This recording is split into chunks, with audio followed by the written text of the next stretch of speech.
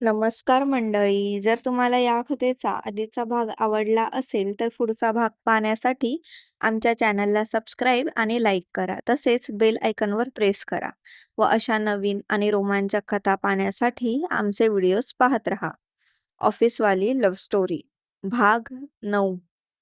घरी परतताना रितू पेढे आणि सियासाठी तिचा आवडता खाऊ घेऊन येते. मोठी आई, बाबा लवकर बाहेर या. मला तुम्हाला काहीतरी सांगायचं आहे. मोठी आई, लवकर ये ना. बाबा कुठे आहेत? रितू खुश होऊन आवाज देतच घरात शिरते. अगं हो हो, किती हाका मारतेस? काय झालं ते तरी सांग. आणि तुझे बाबा परीच्या रूममध्ये आहेत. तिच्यासोबत खेळतायत. मोठी आई किचनमधून बाहेर येत म्हणते. बरं थांब, मी जाऊन बोलवते त्यांना. तोपर्यंत हे पेढे देवाजवळ ठेव आणि हा परीचा खाऊही आत ठेव. रितू मोठ्या आईच्या हातात पेढ्याचा बॉक्स आणि चिवचा खाऊ देते. अगं पण काय झालंय ते तर सांग.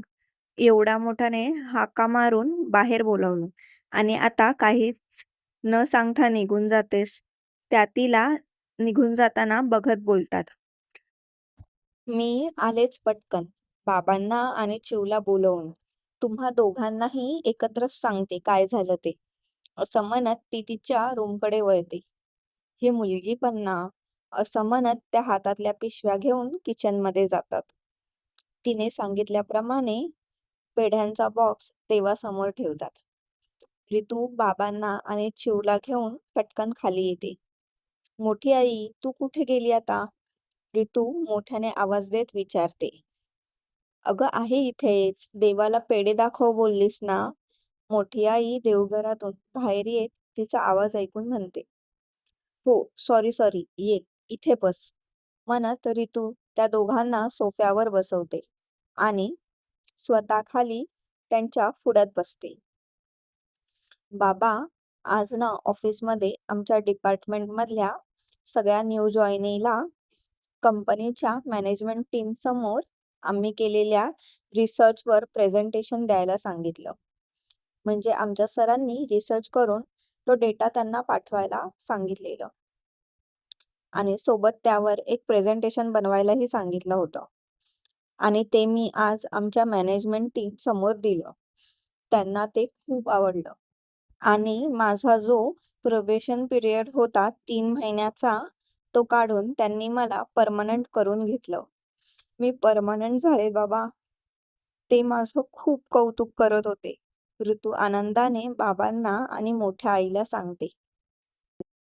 अरे वा, ही तर खूप आनंदाची गोष्ट आहे. अशीच खूप खूप प्रगती कर बाळा. तुझी सगळी स्वप्न पूर्ण होऊ दे. तुझं खूप खूप अभिनंदन बेटा. बाबा खुश होऊन तिला मिठी मारत मनापासून आशीर्वाद देतात. अशीच खूप मेहनत कर आणि मोठी हो. मोठी आईही तिला आशीर्वाद देत म्हणते. बाबा, तुम्हाला माहिती आहे का, मी आज ऑफिसमध्ये गेल्यावरच समजलं की हे प्रेझेंटेशन पूर्ण मॅनेजमेंट समोर द्यायचं आहे. त्यात माझे काही डाऊट्स क्लिअर नव्हते. दीक्षाला विचारणार होते, पण ती आज ऑफिसलाच आली नाही. मी तर खूप घाबरून गेले होते. पण तन्मय सरांनी माझी मदत केली. माझे जे काही डाऊट्स होते ते त्यांनी क्लिअर केले आणि म्हणूनच मी हे प्रेझेंटेशन देऊ शकले. रितू म्हणते. छान छान, असंच मन लावून काम कर, बाबा म्हणाले. रितू त्या दोघांच्या पाया पडून आशीर्वाद घेते. Congratulations mamma, I am so proud of you. Chiu रितूच्या गळ्यात पडत म्हणते आणि तिच्या गालावर किस करते. थँक्यू सो मच बच्चा. प्राऊड नाही सोना, प्राऊड असतं ते. बोल प्राऊड. रितू तिला उचलून घेत स्पष्ट उच्चार शिकवते.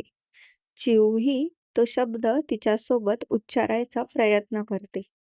बाबा हसत त्या दोघींना बघत असतात. खरंच खूप अभिमान वाटत होता त्यांना त्यांच्या मुलीचा. घरी ती सगळ्या जबाबदाऱ्या पार पाडायची आणि सोबतच स्वतःचं करिअरही घडवत होती. कधीच कोणती तक्रार नव्हती तिची. मोठी आई आजचा सगळा बेत रितूच्या आवडीचा करायला घेते. रितू मोठ्या आईला मदत करायला जाते, पण मोठ्या आईने तिला मदतीसाठी साफ नकार दिला. जेवण बनवून झाल्याशिवाय तू किचनमध्ये पाय ठेवायचा नाही, असा त्यांनी फतवाच काढला. रितू हसत मग तशीच माघारी फिरते आणि परीसोबत तिचा सगळा वेळ घालवते. तिच्यासोबत खेळत तिच्या गप्पा ऐकत असते. खूप दिवसांनी असा निवांत वेळ मिळालेला असतो रितूला परीसोबत खेळायला, तिच्या मनसोक्त गप्पा ऐकायला. मोठ्या आईचं सगळं जेवण बनवून होईपर्यंत जेवणाची वेळ झालेली. त्या बाहेर येत विचारतात, घ्यायचं का जेवण वाढायला? थोड्या वेळापूर्वीच सुहास आणि त्याची आईही आलेली होती. बोलण्या बोलण्यात त्यांना समजतं की रितू परमनंट झाली ते. त्या दोघांनाही खूप आनंद होतो. त्यांनीही मनापासून तिचं अभिनंदन केलं.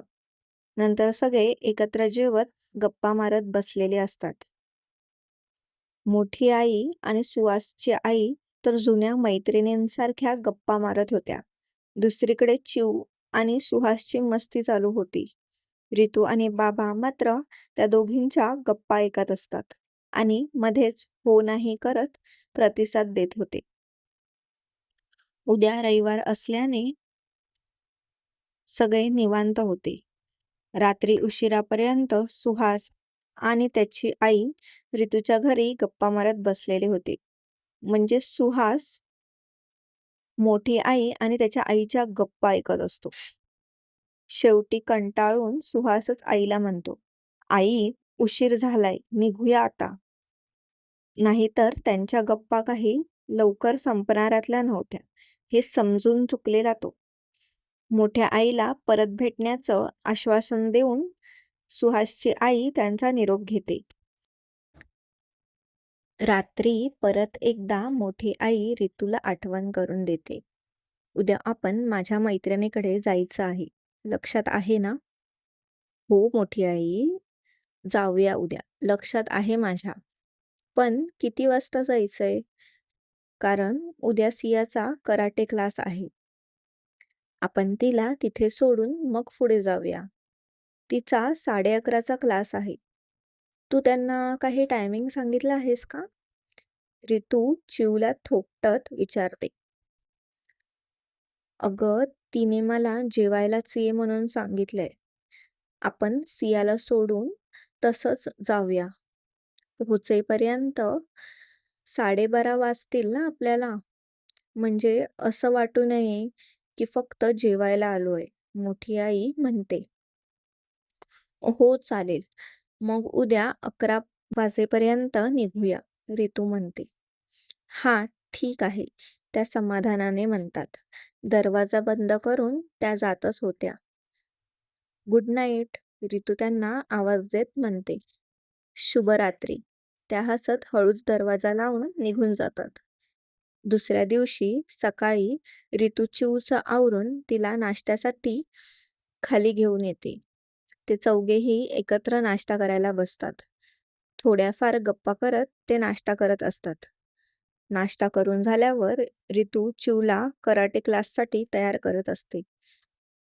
पण सिया मॅडमचा मूड आज मस्ती करण्याचाच दिसत होता. मगाशी नाश्ता करताना डायनिंग टेबलवरही मॅडमच्या आज्जू आणि मोठ्या आईसोबतच्या गप्पा संपतच नव्हत्या. कसंबसं रितूने तिला गप्प बसवून नाश्ता भरवला होता आणि आताही चिऊची मस्ती बघून ती ऐकत नव्हती. म्हणून रितू दम देऊनच तिला पटकन तयार करते. चिऊ, आज्जूसोबत गुपचूप बस, मी आलेच पटकन तयार होऊन. अजिबात मस्ती करायची नाही हं, म्हणत चिऊला ती बाबांकडे सोपवते आणि तयार व्हायला निघून जाते. मोठी आईही स्वतःचं आवरून बाहेर येतात. त्यांनी त्यांच्या मैत्रिणीला देण्यासाठी गाऊन आणलेल्या भेटवस्तू त्या बॅगेत व्यवस्थित भरून ठेवत होत्या. मोठ्या आईला त्या वस्तू बॅगेत भरताना बघून चिऊला खूप प्रश्न पडतात. तू कुठे चाललीस? कोण फ्रेंड? तुम्ही कधी फ्रेंड झाला? हे काय आहे, कधी येणार, वगैरे वगैरे. मोठी आई हसून त्या बालमनाच्या प्रश्नांची उत्तरं देत होत्या. थोड्या वेळात रितू तयार होऊन येते. मोठी आई, झालं ना सगळं? मी कॅब बुक करते. सियाला सोडून आपण तसंच पुढे जाऊया, ती म्हणते. हो, झालंच. चालेल, मोठी आई म्हणतात. बाबा, तुम्ही कधी निघणार आहात सुहासकडे जायला? रितू हातात घड्याळ घालत विचारते. मी जाईन ग थोड्या वेळाने. तो कुठे लांब राहतो? परी किती वाजता सुटणार आहे? मी जाईन तिला आणायला. तुम्ही या निवांत. बाबा तिची काळजी समजून म्हणतात. 1 वाजता सुटेल ती. तुम्ही आणणार का? की सुहासला सांगू? रितू विचारते. अगं नको त्याला उगाच त्रास. मी परीला तिचा क्लास संपला की मग तसाच घेऊन जाईन त्यांच्या घरी. फक्त त्याला कळव, मी थोडासा उशिरा येईन ते. बाबा म्हणतात. ठीक आहे, चालेल, मी सांगते. येऊ मी? कॅब येईलच आता, ती त्यांच्या पाया पडत म्हणते. हो, नीट जा आणि परीची काळजी करू नकोस.